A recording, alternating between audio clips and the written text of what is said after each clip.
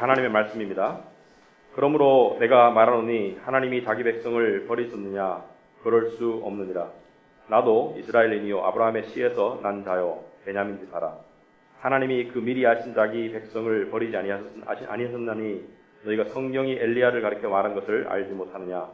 그가 이스라엘을 하나님께 고발하되 주여 그들이 주의 선지자들을 죽였으며 주의 제단들을 헐어버렸고 나만 남았는데 내 목숨도 찼나이다 하니 그에게 하신 대답이 무엇이냐? 내가 나를 위하여 바알에게 무릎을 꿇지 아니한 사람 7,000명을 남겨두었다 하셨으니 그런즉 이와 같이 지금도 은혜로 택하심을 따라 남은 자가 있느니라. 만일 은혜로 된 것이면 행위로 말미암지 않음이니 그렇지 않으면 은혜가 은혜되지 못합니다. 그런즉 어떠하냐? 이스라엘이 구하는 그것을 얻지 못하고 오직 택하심을 입은 자가 얻었고 그 남은 자들은 우둔하여졌느니라. 기록된 바 하나님이 오늘까지 그들에게 혼미한 심령과 보지 못할 눈과 듣지 못할 귀를 주셨다 함과 같으니라. 또 다윗이 이르되 그들의 밥상이 올무와 덫과 거치는 것과 보응이 되게 하시옵고 그들의 눈은 흐려 보지 못하고 그들의 등은 항상 굽게 하옵소서 하였느니라. 그러므로 내가 말하노니 그들이 넘어지기까지 실족하였느냐? 그럴 수 없느니라. 그들이 넘어짐으로 구원이 이방인에게 이르러 이스라엘로 시기나게 함이니라. 그들의 넘어짐이 세상의 풍성함이 되며 그들의 실패가 이방인의 풍성함이 되거든 하물며 그들의 충만함이리요. 내가 이방인인 너에게 말하노라. 내가 이방인의 사도인 만큼 내 직분을 영광스럽게 여기노니 이는 혹 내 고륙을 아무쪼록 시기하게 하여 그들 중에서 얼마를 구원하려 합니다. 그들을 버리는 것이 세상의 화목이 되거든 그 받아들이는 것이 죽은 자 가운데서 살아난 것이 아니면 무엇이리요. 제사하는 처음 익은 곡식가루가 거룩한 즉 떡덩이도 그러하고 뿌리가 거룩한 즉 가지도 그러하니라. 또한 가지 얼마가 꺾이었는데 돌 감람나무인 내가 그들 중에 접붙임이 되어 참 감람나무 뿌리의 진액을 함께 받는 자가 되었은즉 그 가지들을 향하여 자랑하지 말라. 자랑할지라도 내가 뿌리를 보존하는 것이 아니요 뿌리가 너를 보존하는 것이니라. 그러면 내 말이 가지들이 꺾인 것은 나로 접붙임을 받게 하려 함이라 하리니 옳도다. 그들은 믿지 아니함으로 꺾이고 너는 믿음으로 섰느니라. 높은 마음을 품지 말고 도리어 두려워하라. 하나님이 원 가지들도 아끼지 아니하셨은즉 너도 아끼지 아니하시리라. 그러므로 하나님의 인자하심과 준엄하심을 보라. 넘어지는 자들에게는 준엄하심이 있으니 너희가 만일 하나님의 인자하심이 머물러 있으면 그 인자가 너희에게 있으리라. 그렇지 않으면 너도 찍히는 바 되리라. 그들도 믿지 아니하는데 머무르지 아니하면 접붙임을 받으리니 이는 그들을 접붙이실 능력이 하나님께 있습니다. 내가 원 돌 감람나무에서 찍힘을 받고 본성을 거슬러 좋은 감람나무에 접붙임을 받았으니 원 가지인 이 사람들이 얼마나 더 자기 감람나무에 접붙이심을 받으랴. 형제들아 너희가 스스로 지혜 있다 하면서 이 신비를 너희가 모르기를 내가 원하지 아니하노니 이 신비는 이방인의 충만한 수가 들어오기까지 이스라엘의 덜어는 우둔하게 된 것이라. 그리하여 온 이스라엘이 구원을 받으리라. 기록된 바 구원자가 시온에서 오사 야곱에게서 경건하지 않은 것을 돌이키시겠고 내가 그들의 죄를 없이 할 때 그들에게 이루어질 내 언약이 이것이라 함과 같으니라. 복음으로 하면 그들이 너희로 말미암아 원수된 자요 택하심으로 하면 조상들로 말미암아 사랑을 입은 자라. 하나님의 은사와 부르심에는 후회하심이 없느니라. 너희가 전에는 하나님께 순종하지 아니하더니 이스라엘이 순종하지 아니함으로 이제 긍휼을 입었느니라. 이와 같이 이 사람들이 순종하지 아니하니 이는 너희에게 베푸시는 긍휼로 이제 그들도 긍휼을 얻게 하려 하심이라. 하나님이 모든 사람을 순종하지 아니하는 가운데 가두어두심은 모든 사람에게 긍휼을 베풀게 하심이로다. 깊도다 하나님의 지혜와 지식의 풍성함이여 그의 판단은 헤아리지 못할 것이며 그의 길은 찾지 못할 것이로다. 누가 주의 마음을 알았느냐? 누가 그의 모사가 되었느냐? 누가 주께 먼저 드려서 갚으심을 받겠느냐? 이는 만물이 주에게서 나오고 주로 말미암고 주에게로 돌아갑니다. 그에게 영광이 세세 있을지어다. 아멘. 앉으시기 바랍니다. 우리 기도하겠습니다. 하나님 아버지 감사합니다. 오늘도 저에게 변함없이 하나님의 말씀을 통해서 우리에게 말씀하심을 감사합니다. 아버지 하나님 특별히 저의 입술과 마음을 주장하여 주시옵소서. 진리를 선포할 수 있도록 하옵시고 또 제 마음 가운데 이 말씀을 통한 영감을 얻을 수 있도록 주여 보살펴 주시옵소서. 또한 듣는 우리 성도님들에게도 그 마음밭에 이 말씀이 떨어져서 정말 열매 맺을 수 있는 그 마음밭을 하나님께 허락하여 주시옵소서. 예수님 이름으로 기도합니다. 아멘. 자, 오늘 11장 내용을 우리가 한 번에 다 보는데요. 11장은 사실은 하나님의 구원 계획에 관한 예언의 말씀입니다. 하나님께서 예수 그리스도를 통해서 복음을 통해서 죄인들을 구원하시고 그 구원의 역사 속에서 어떻게 전개될지 특별히 이스라엘 사람들과의 역사를 통해서 우리가 그것을 살펴볼 수 있고 이 11장을 이해하게 되면 역사의 시간표가 어디쯤 와 있는지 세상의 종말이 언제 올지 예수님이 언제 재림하실지 우리가 그 시간은 모르지만 역사의 시간표가 지금 어디쯤 와 있는지를 추측할 수가 있습니다. 그래서 오늘 내용은 상당히 중요하고 또 오늘 내용은 상당히 예언적입니다. 그래서 성경에는 이스라엘 백성의 역사를 알아야지 성경을 이해하기가 쉽습니다. 그 성경은 육적인 모든 사람들을 두 부류로 나누는데 하나는 유대인이고 하나는 이방인이다. 이방인이라는 것은 유대인 아닌 모든 사람들, 우리 같은 유대인 아닌 모든 사람들을 성경은 이방인이라고 부른다. 그래서 차이점은 무엇이냐? 유대인은 하나님께 구약시대에 택함을 받은 민족이고 이방인은 그렇지 않은 상태이다. 그런데 유대인들이 예수 그리스도를 거부했기 때문에 자기에게 오신 자기의 메시아를 자기 백성에게 온 메시아를 거부했기 때문에 그 구원의 은혜가 이방에게 전달되고 그리고 그 이방인이 구원이 충만한 숫자가 찰 때, 바꿔 말해서 복음이 땅끝까지 전파되면 그때 유대인들 사이에서 대대적인 돌아옴, 대대적인 믿음과 회심이 있을 것을 성경은 예언하고 있습니다. 그래서 사도행전 1장 8절에서 예수님께서 오직 성령이 너에게 임하시면 너희가 권능을 받고 예루살렘과 온 유대와 사마리아와 땅끝까지 이르러 내 증인이 되리라. 그래서 예수님께서 성령을 주셔서 그 성령을 통해서 구원의 복음의 메시지를 예루살렘과 온 유대와 사마리아와 땅끝까지 전파되고 난 다음에 그 다음에 주님께서 다시 오실 것이다. 그런데 이 땅끝까지 복음이 전파되는 과정 속에서 어떠한 일이 일어날 것인가에 관한 예언이 오늘 내용입니다. 복음은 이 땅에 와서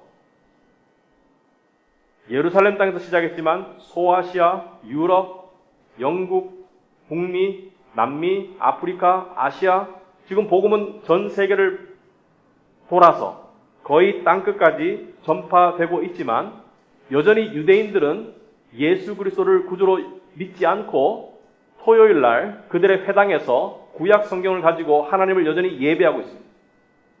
그들의 마음은 우둔하여지고 그들은 진리를 보지 못하고 여전히 구원받지 못한 상태에 남아있지만 계속 그들이 그렇게 남아있을 것인가? 최근에 20세기에 2000년 동안 세상을 떠돌던 유대인들이 1948년에 다시 나라를 이루어서 지금 중동 지방에서 이스라엘 국가로 건재하고 있는데 그것은 왜 일어났는가? 이러한 것을 우리 오늘 본문을 통해서 살펴볼 것입니다. 역사의 종말에는 어떠한 일이 일어날 것인가? 특별히 유대인들에게 어떠한 일이 일어날 것인가? 오늘 1절에 보시면 사도 바울은 그러므로 내가 말하노니 하나님이 자기 백성을 버리셨느냐? 그럴 수 없느니라. 나도 이스라엘인이요 아브라함의 씨에서 난 자요 베냐민 지파라. 자, 지금 필름을 거꾸로 돌려서 1세기에 보면 예수 그리스도를 못 박은 유대인들은 예수님을 믿지 않았어요. 소수만 빼고 이 사도 바울을 포함한 소수만 빼고 대다수는 하나님을 믿지 않고 예수 그리스도를 받아들이지 않았습니다. 그렇다고 해가지고 하나님께서 유대인들을 다 버리셨느냐? 자기 백성을 버리셨느냐? 구약의 자기 백성을 하나님께서 다 버리셨느냐? 사도 바울이 그럴 수 없느니라. 왜냐하면 나도 이스라엘 사람이지만 구원을 받았다. 여기서 사도 바울이 하는 말은 하나님께서는 항상 남은 자들을 두셨다. remnant. 남은 자들을 통해서 하나님께서는 구원의 이 역사를 그 끈을 연결해 가신다. 그래서 이 남은 자에 대한 개념을 2절부터 5절에서 설명을 하고 있는 것입니다. 하나님이 그 미리 아신 자기 백성을 버리지 아니하셨나니 너희가 성경이 엘리야를 가리켜 말한 것을 알지 못하느냐? 그가 이스라엘을 하나님께 고발하되, 여러분 엘리야라는 것은 구약의 이 선지자 중에 아주 유명한 선지자 중에 하나인데 엘리야가 이 우상 숭배하는 다른 제사장들 그리고 우상 숭배를 조장하던 이스라엘의 왕을 향해서 대적하고 싸우다가 결국은 쫓겨서 자기 혼자 죽게 생겼는데 그때 하나님께 기도하며 항변하기를 이스라엘의 모든 자들이 다 하나님을 떠나가고 나 혼자만 남았다고. 그렇게 이스라엘을 고발하니까 그리고 3절에 말하기를 주여 그들이 주의 선지자들을 죽였으며 주의 제단들을 헐어버렸고 나만 남았는데 내 목숨도 참나이다 하니 이렇게 항변하니까 그에게 하신 대답이 무엇이냐? 하나님께서 뭐라고 대답하셨습니까? 내가 나를 위하여 바알에게 우상에게 무릎을 꿇지 아니한 사람 7,000명을 남겨두었다. 남은 자가 나오죠. 남겨두었다. 그래서 사도 바울이 엘리야 시대에 7,000명의 사람들을 하나님께서 남겨놓았듯이 수많은 사람 중에, 수백만 명 중에 지금 1세기에도 대다수는 하나님을 거부하고 있지만 그 중에 5절에 보면 이와 같이 지금도 은혜로 택하심을 따라 남은 자가 있느니라. 이 남은 자는 소수의 진정한 하나님의 백성을 말합니다. 믿음을 가진 사람. 그래서 남은 자가 구원을 받는 거예요. 이스라엘의 수저가 바다에 모래같이 많을지라도 남은 자만 구원을 받을 것이다. 중세에 성당을 다니는 사람들이 유럽의 90% 이상이었을지라도 남은 자라는 것은 진짜 믿음을 가진 자만 구원을 받을 것이다. 여러분, 중세에는 왜 암흑기라고 말합니까? 여러 가지 이유가 있겠지만 기독교의 관점에서 보면 복음의 암흑기예요. 사람들이 대부분 성당을 다녔지만 예배를 드렸지만 구원에 이르지 못했습니다. 왜? 믿음을 가지지 못했기 때문에, 복음을 깨닫지 못했기 때문에, 예수 그리스도를 알아보지 못했기 때문에. 그렇다 해가지고 전부 다 알지 못했느냐? 역사적인 기록을 살펴보면 그 중에 어떤 사람들은 놀랍게도 하나님의 은혜로 복음을 깨닫고 그 명맥을 유지했던 사람들을 우리가 볼 수 있습니다. 그들을 통해서 그 암흑기에서 남은 자들이 있었구나. 이 남은 자라는 것은 우리에게 무엇을 이야기하냐면 이 세상에 정말로 믿는 자는 소수라는 것을 이야기합니다. 어느 시대에나 어느 지역에나 어느 나라에나 정말로 믿는 자들은 소수에 불과합니다. 그래서 이 이스라엘 속에서도 대다수는 하나님을 거부했지만 그들의 남은 자를 통해서, 그 소수의 자들을 통해서 하나님께서는 구원의 역사의 명맥을 이어가시고, 그리고 25절에 보면 언제까지 이스라엘은 저렇게 하나님을 거부할 것인가? 토요일날 회당에서 예배를 드리지만 구약성경을 사용하지만 예수를 거부하고 구원에 이르지 못하는 저 암흑 상태 언제까지 있을 것인가? 거기에 관한 예언의 말씀이 25절입니다. 형제들아, 너희가 스스로 지혜 있다 하면서 이 신비를 너희가 모르기를 내가 원하지 아니하노니, 이 신비는 이방인의 충만한 수가 들어오기까지. 여기서 충만한 수라는 것은 하나님이 예정하신 충분한 숫자, 땅끝까지 복음이 전파되어서 충만한 숫자가 구원에 이르기까지 이스라엘의 더러는 우둔하게 된 것이라. 이스라엘이 우둔하게 남아있을 것이다. 여기서 우둔하다는 것은 영적인 분별력이 없이 복음을 깨닫지 못하는 암흑 상태로 남아있을 것이다. 여기 신비라는 단어가 나와요. 이 신비를 너희가 모르기를 원하지 아니한다. 여러분, 우리는 신비라는 말을 들을 때, 미스테리. 우리는 신비라는 말을 들을 때, 특히 기독교인이면서도 신비라는 말을 들으면 어떤 초자연적이고 불가사의한 기적과 같은 것을 신비라고 생각합니다. 그러나 성경에서 말하는 신비, 이 말씀에서 말하는 신비는 그런 신비가 아니라 하나님의 감추어진 예언의 말씀을 신비라고 말합니다. 그러므로 이 신비는 언젠가는 깨닫게 되는 말씀입니다. 왜? 그것이 성취될 것이기 때문에. 그래서 사도 바울이 이 말씀을 쓸 때는 이 예언이 충만한 숫자가 복음을 받을 것이다. 이것을 유대인들이 들었을 때 기가 막히겠죠. 무슨 소리를 하는 것이냐? 유대인 그리스도인이 들었을 때도 기가 막힐 것입니다. 이방인들이 충만하게 복음을 다 들을 동안 유대인들은 구원을 못 받는다는 얘기냐? 그들에게는 신비로운 말이에요. 우리가 택함받은 백성인데 이방인들이 구원을 받을 동안 우리는 그냥 우둔한 가운데 남아있을 것이냐? 여러분, 역사를 20세기를 지나오니까 이 신비의 일부가 벗겨졌습니까? 안 벗겨졌습니까? 벗겨졌죠. 유대인들은 여전히 하나님을 거부하고 있고 이방인들이 하나님을 믿고 있습니다. 우리 같은 이방인들이. 이 이방인들의 충만한 숫자가 찰 때까지 이스라엘의 더러는 우둔하게 될 것이다. 그래서 지금 남은 것은 무엇이냐? 그렇다면 이방인의 충만한 숫자가 차게 되면 어떤 일이 벌어질 것인가? 이것을 말하는 것입니다. 이방인에게 충분히 복음이 전파되면 어떤 일이 벌어질 것인가?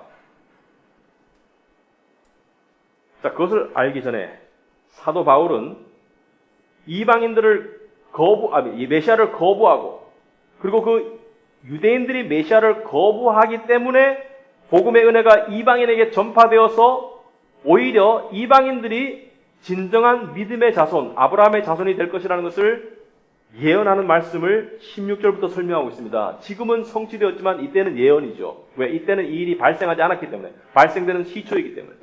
그래서 이때는 복음이 이방 땅에 전파되던 시초이기 때문에 여전히 예언이지만 지금은 한국 사람들도 믿고 아프리카 사람들도 믿고 하기 때문에 지금 성취된 복음이죠. 그래서 16절에 보시면 이런 설명이 있어요. 제사하는 처음 익은 곡식가루가 거룩한즉 떡덩이도 거룩하다. 이 은유적인 표현입니다. 여러분 제사를 지낼 때 이 떡가루가 거룩하면, 떡가루가 깨끗하면 그걸로 만든 떡덩이도 당연히 거룩하고 깨끗하겠죠. 상식적으로 말이 되죠.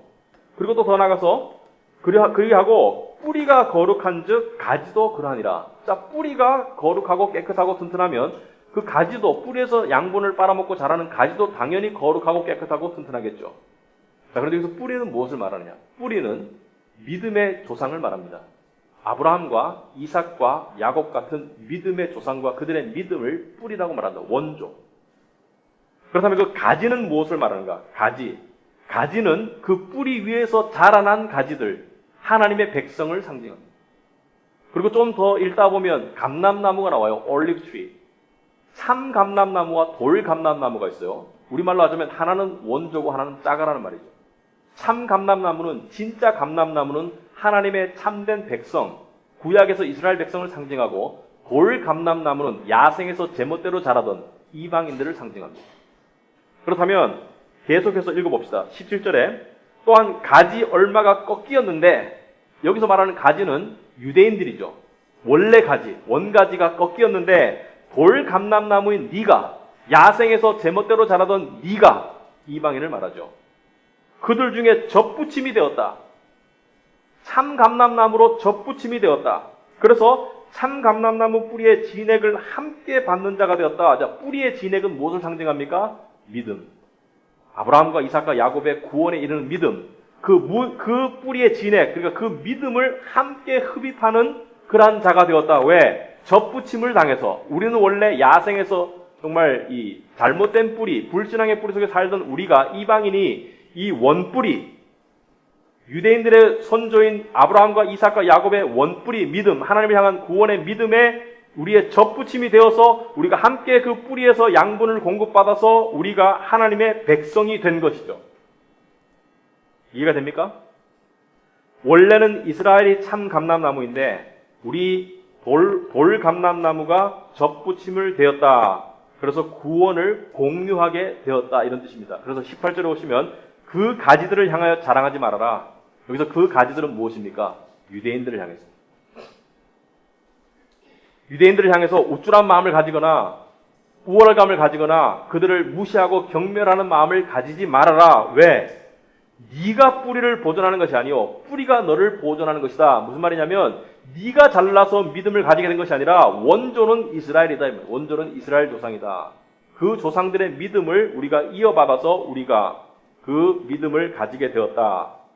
자, 우리는 오늘날 개인주의에 굉장히 물들어 있습니다. 서구의 영향으로.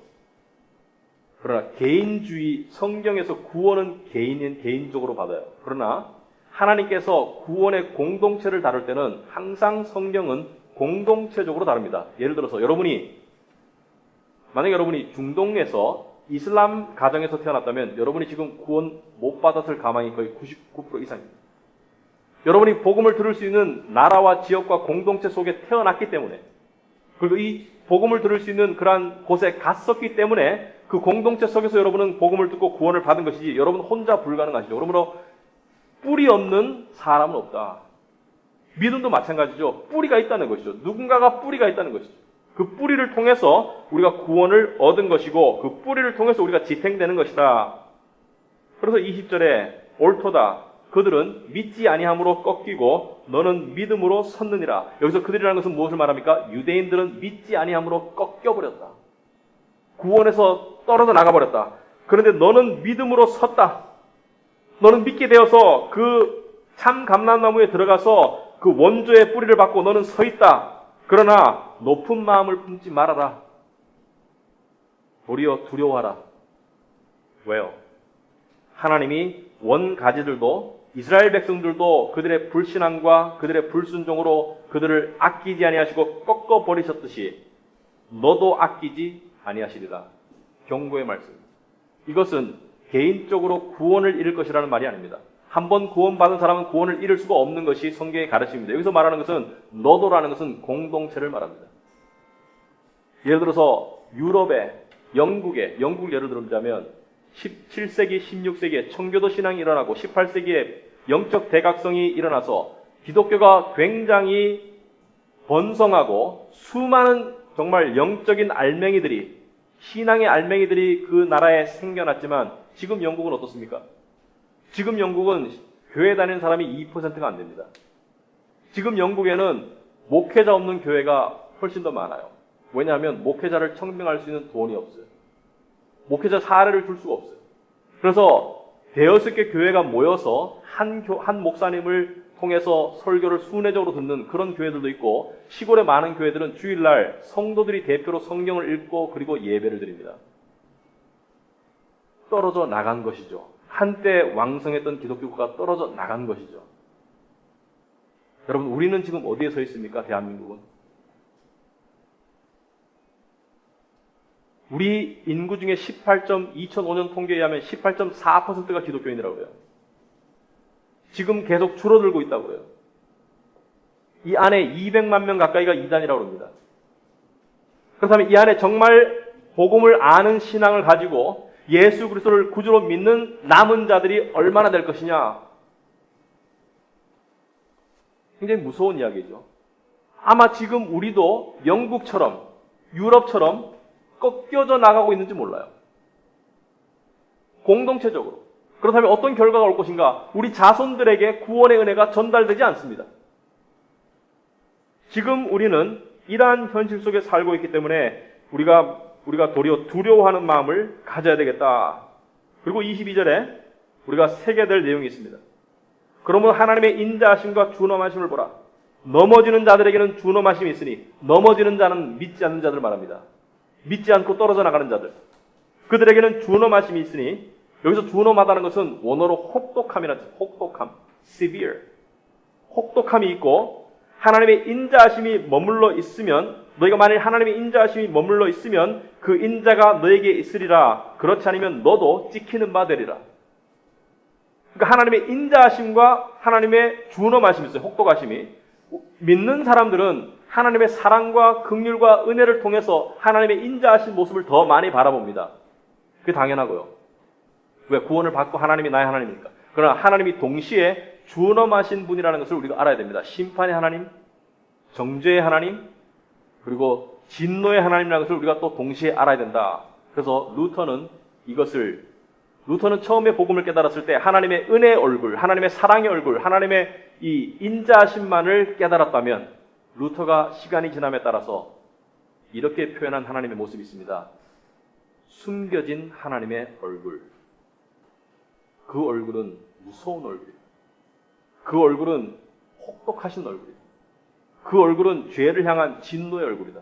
우리가 그 얼굴을 보지 않을 수 있는 것은 바로 믿음을 가졌기 때문이다.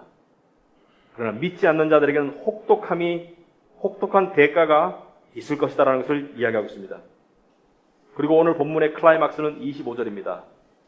형제들아, 너희가 스스로 지혜 따면서 이 신비를 너희가 모르기를 내가 원하지 아니하노니, 이 신비는 이방인의 충만한 수가 들어오기까지 이스라엘의 더러는 우둔하게 된 것이라. 아까 읽었던 말씀이죠. 이방인의 충만한 숫자가 들어오기까지 이스라엘은 저렇게 우둔하게 남아있을 것이다. 이스라엘이 저렇게 우둔하게 뿔뿔이 흩어져 있다가 지금 1948년에 나라를 다시 세우고 저 한 장소에 모인 이유가 무엇일까요? 오늘 말씀에 비춰볼 때 여러분의 상상에 맡기겠습니다. 26절에 보면 이런 말씀이 있습니다. 그리하면 이렇습니다. 그리하면 이방인의 충만한 숫자가 들어오면 온 이스라엘이 구원을 받으리라. 여기서 말하는 온 이스라엘이라는 것은 이스라엘 사람 하나하나 모두가 구원을 받는다는 것이 아니라, 성경에서 온 세계, 온 이스라엘, 온 나라 말할 때는 대다수를 의미합니다. 대다수. 그래서 미래에 어느 시점에 이방인의 충만한 숫자가, 하나님이 예정하신 충만한 숫자가 다 차게 되면 이스라엘로부터 대대적인 회심과 구원이 있을 것을 예언한 것입니다. 그것을 준비하기 위해서 이스라엘이 이 땅에 모였는지 몰라요. 대대적인 회심이 있을 것이다. 하나님이 택하셨기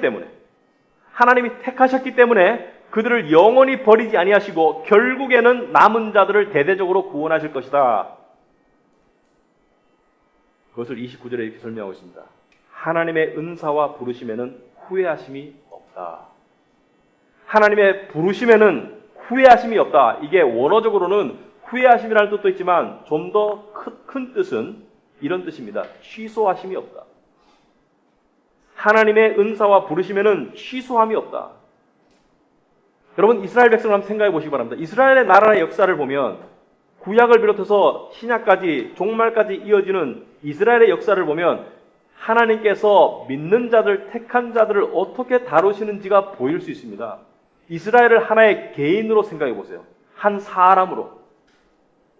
여러분, 이스라엘은 많은 별명이 있었습니다. 어떤 별명이 있습니까? 간음하는 자들, 영적인 간음하는 자들, 우상 숭배자들, 하나님을 섬기지 않고 다른 잡신들을 섬기던 우상 숭배자들, 그리고 항상 길을 잃는 양들, 또 목이 뻣뻣한 사람들, 목이 뻣뻣해가지고 하나님의 말씀을 듣지 않는 자들, 그리고 눈은 있으나 보지 못하고 귀는 있으나 듣지 못하고 마음은 있으나 깨닫지 못하는 우둔한 백성.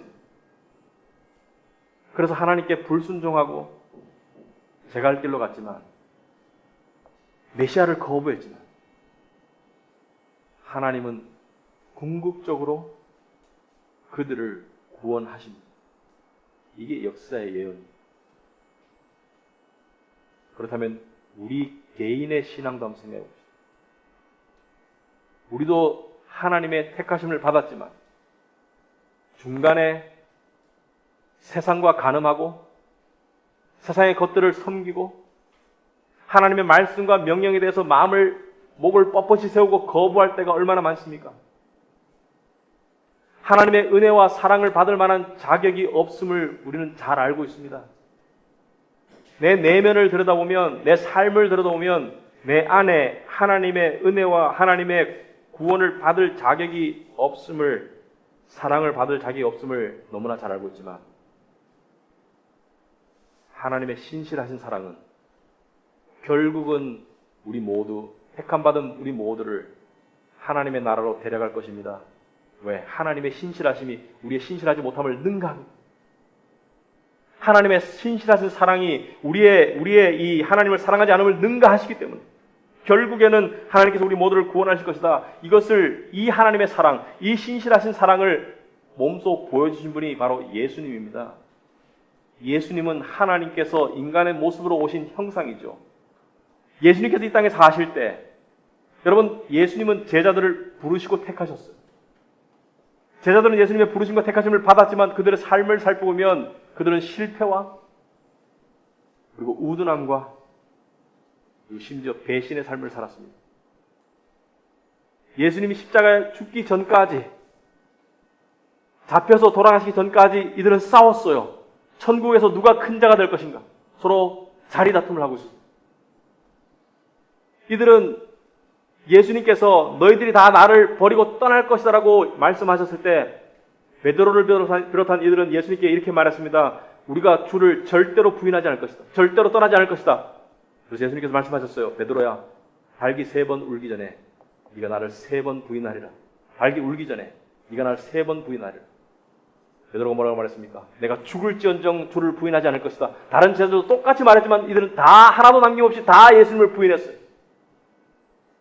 그럼에도 불구하고 예수님은 끝까지 십자가에 가셨습니다. 그들의 죄와 실패와 그들의 배신에도 불구하고 그 어느 것 하나도 예수님의 가시는 길을 막지 못했습니다. 왜냐하면 그들의 죄와 그들의 불순종과 그들의 실패보다 더 커다란 것이 바로 예수 그리스도 하나님의 신실하심입니다. 그들을 향한 신실하신 사랑 때문에 예수님께서는 끝까지 십자가에 가셨고 주님은 이것을 미리 말씀하셨어요.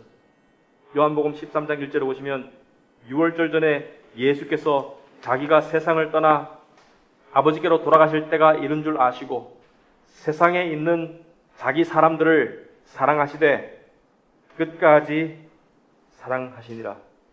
끝까지.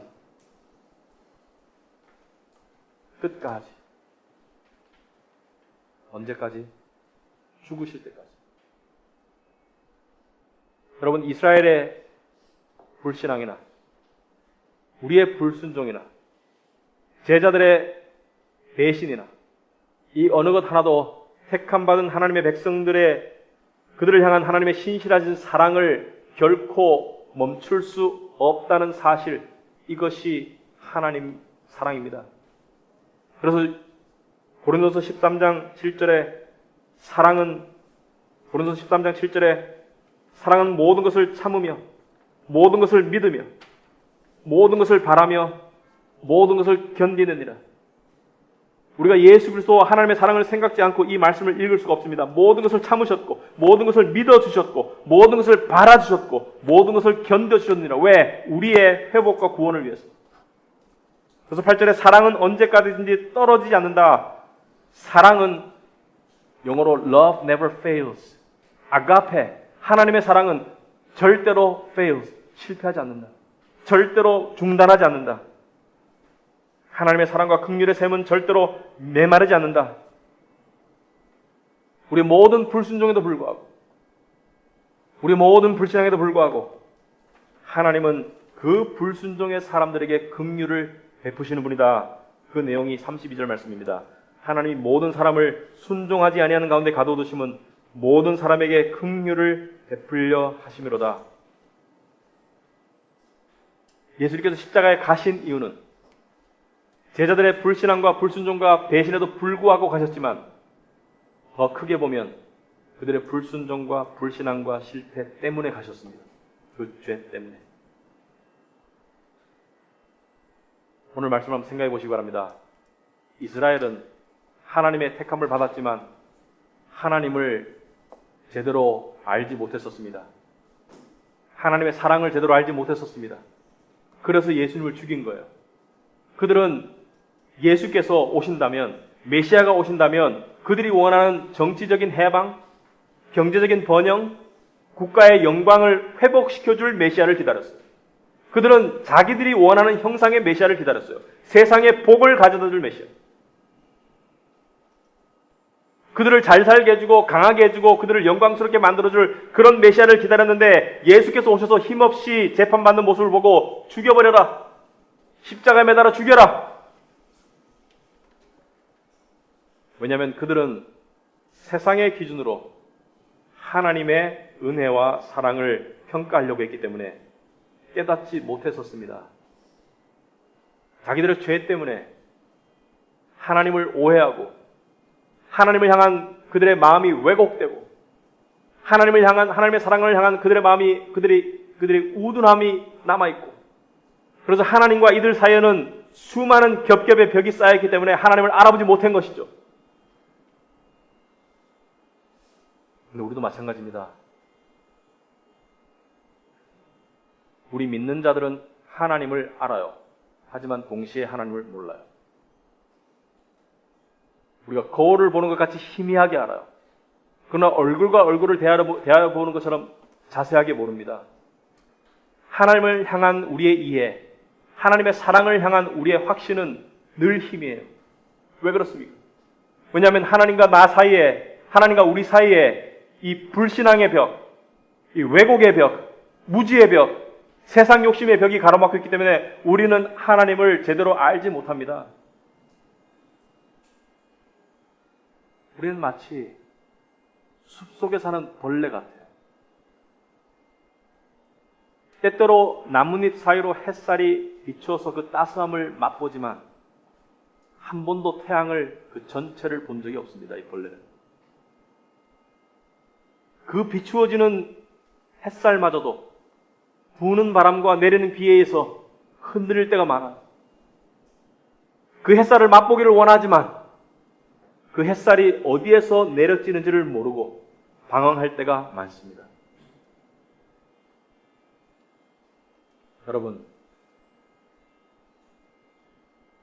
여러분은 얼마나 자주 그리고 진정으로 간절하게 천국을 생각하시나요? 여러분 얼마나 자주 주님 오실 날을 생각해 보나요? 왜 생각하나요?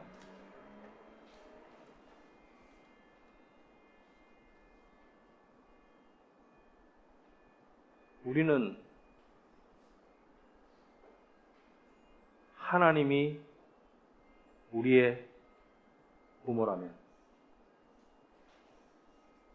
부모를 가까이서 보지 못하는 자식이 그 부모를 갈망하는 마음을 가지는 것은 당연한 것입니다. 세상 모든 육신의 자녀들이, 어린아이들이 부모를 보지 못하면 그리워하고 불안해하는 것은 당연한 것입니다. 우리가 세상에서 왜 힘들고 불안하고 고민하나요? 왜냐하면 하나님의 임재가 우리 안에 충만히 없기 때문에, 바로 그 이유 때문에 우리는 천국을 갈망할 수 있습니다. 우리와 하나님 사이는 너무나 많은 불신앙과 육신의 죄와 세상을 향한 욕심이 가로막고 있기 때문에 우리는 하나님을 알지만 하나님을 알지 못합니다. 하나님을 제대로 몰라요. 우리는 하나님의 사랑을 맛보았지만, 그 따스함을 느껴보았지만, 그 은혜를 맛보았지만 우리는 그 사랑의 실체를 아직까지 몰라요. 그러나 언젠가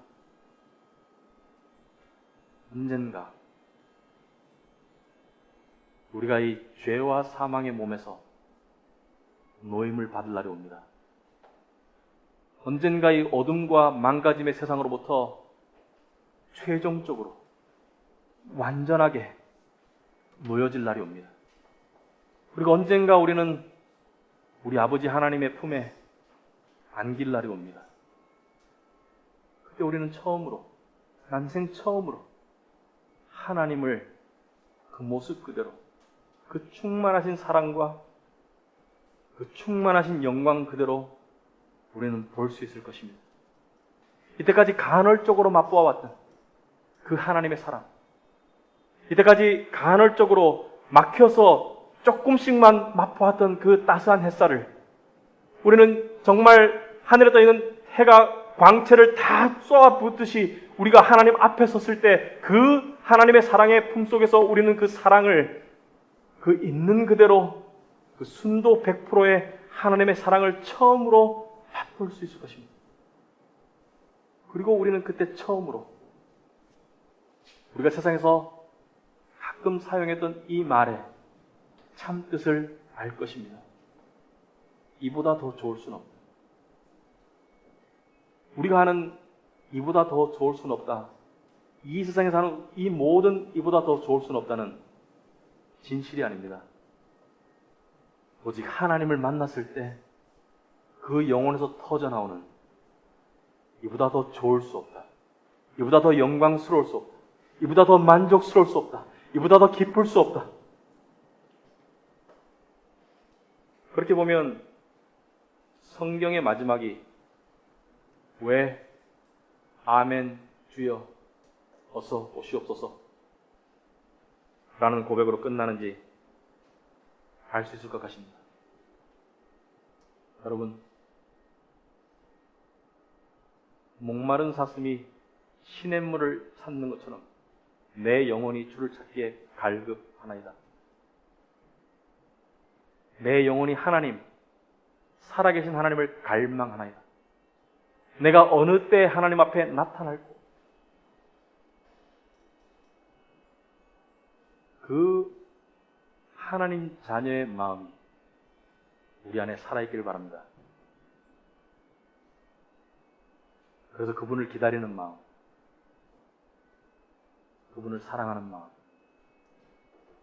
그 마음이 저와 여러분 안에 살아있기를 바랍니다. 기도하겠습니다.